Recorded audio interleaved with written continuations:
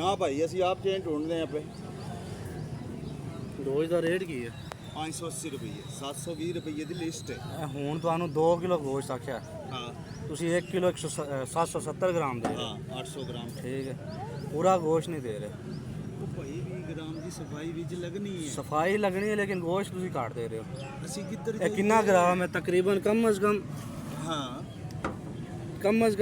200 ਤੇ 30 ਗ੍ਰਾਮ ਓ ਘੱਟ। ਯਾਰ ਮੈਂ ਤੁਹਾਨੂੰ ਬੋਟੀ ਰੱਖ ਕੇ ਦੇਣਾ, ਤੂੰ ਇਹ ਐਵੇਂ ਲੈ ਠੀਕ ਹੈ।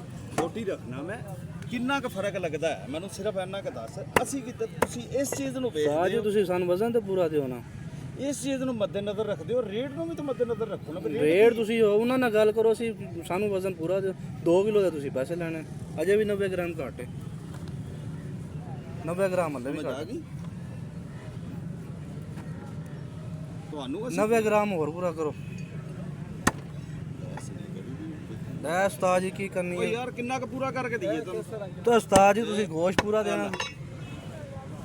ਇਹ ਚਲੋ ਹੁਣ 50 ਗ੍ਰਾਮ ਵੱਧ ਹੁਣ ਪੂਰਾ ਕਰੋ, ਭਾਵੇਂ ਵੱਧ ਦਿਓ ਨਾ ਦਿਓ ਤੁਹਾਨੂੰ। ਹੁਣ ਘਟਾਵਾਂ? ਹਾਂ ਪੂਰਾ ਕਰੋ, ਜਿਹੜਾ ਤੁਹਾਡਾ ਆ ਕੇ ਉਹ ਲਵੋ।